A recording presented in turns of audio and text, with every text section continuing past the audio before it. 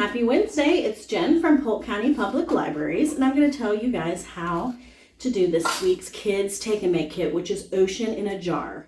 So go ahead and stop by Columbus or Saluda Library if you haven't to pick up your free kit. Inside your kit are three things. You have a jar, you have a small container of water beads, and you have another small container that has a few fun things in it that I'll tell you about in a minute. Now these water beads, these are the same kind of polymers, I believe, that are in babies' diapers. So when they get wet, they expand. So make sure you do not swallow these. That would be very bad. None of this is edible. This is just for our STEM project today. All right, so the water beads start off really tiny.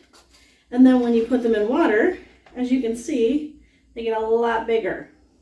And they're really fun to play with. All right. So what you're going to do is I've already done a few of the steps.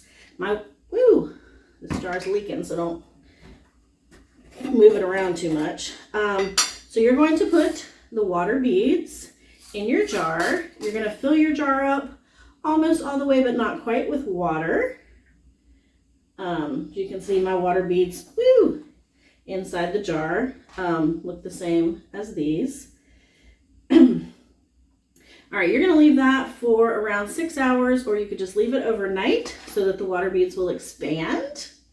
And then you're going to add the fun stuff to make it an ocean in a jar. Now the water beads don't really have anything to do with the ocean. I just thought they were some really fun science, just to make it a little special.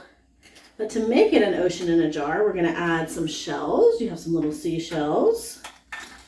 And there's also blue glitter to make it blue like the ocean. And then you have a few little metallic sea creatures. So I have a shark, I have a starfish, and I have a seahorse. So I'm going to dump those in my jar. I'm also going to pour a little bit of water in here to try to get some more of the glitter out. If you want to make your ocean in a jar really blue, you could put some blue food coloring in there. I didn't provide that in the kit, but that is an option if you want to make it really blue. All right.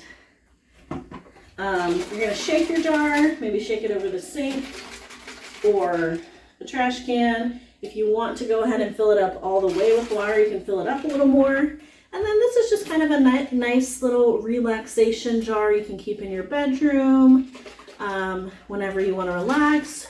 You can spin it around, see the glitter, try to find your shells and your sea creatures.